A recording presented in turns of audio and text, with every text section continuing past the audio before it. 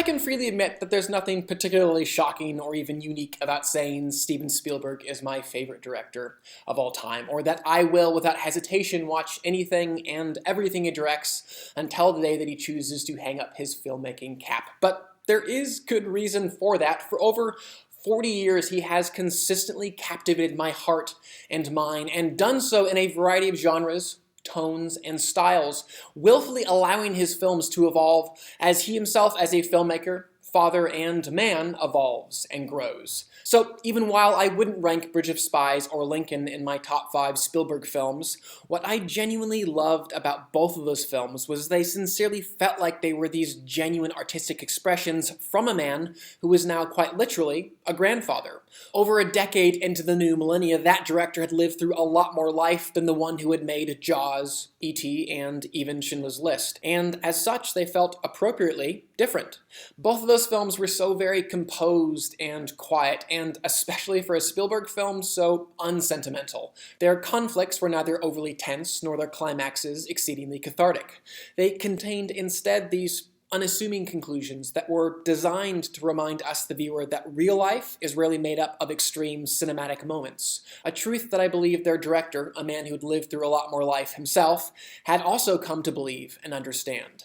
As such, when it was announced that Spielberg was tackling a story like The Post, I got rather excited, the mature and complex content just feeling so appropriate for this phase of his career.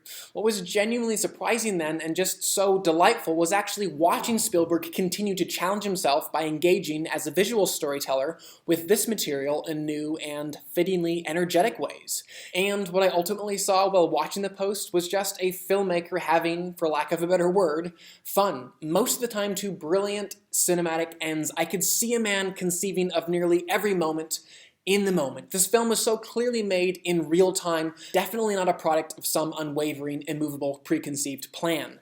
So many angles were alive and fresh, feeling as if they'd been discovered by some young man who just couldn't believe that he'd found this really cool angle, this really energetic frame, or this really interesting perspective. The lighting, too, in many scenes completely abandoned reality in the sense that Spielberg would have it fall just perfectly across an actor's eyes, or illuminate just right this one specific part of a document, and that wasn't necessarily naturally motivated in a literal sense. It was, however, always motivated in a dramatic and narrative sense. And the way, too, that Spielberg orchestrated the large ensemble scenes, some of which were comprised of upwards of a dozen different actors, was just a joy to behold.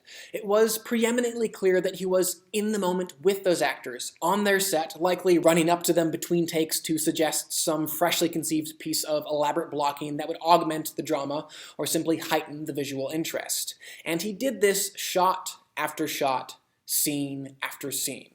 And what that did was really give a film that was, for all intents and purposes, just a bunch of scenes of a bunch of people talking in different rooms, a real sense of urgency, energy, and immediacy. It was all happening now, and we, the audience, were in it with those characters, experiencing everything for the first time with them.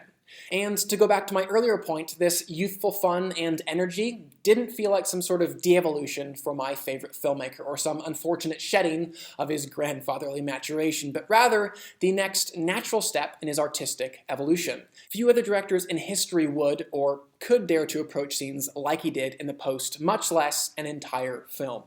Something else that Spielberg's name clearly gave to this picture was its outstanding ensemble, which was comprised of, in addition to the Meryl Streep and the Tom Hanks, basically every leading man and lady from every brilliant television show over the last decade. And I've got to say, having that kind of talent really did elevate these bit parts and these smaller moments to much more memorable scenes.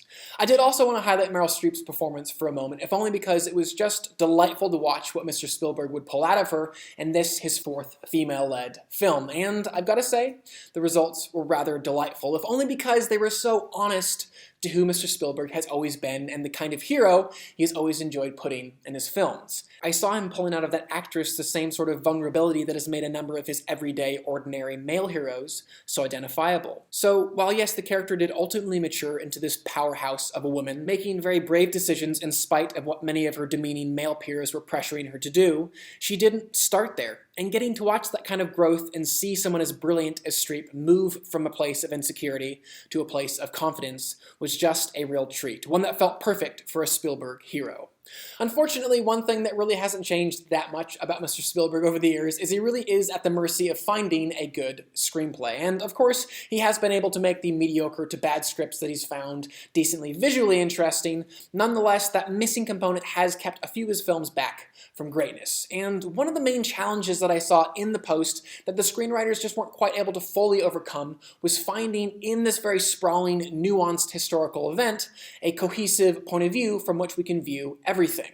The ensemble being so big and the historical events being so numerous, we were often thrown around from one setting and one storyline to another, like we were reading snippets from a history textbook, which often left me feeling just a little detached from what was occurring emotionally.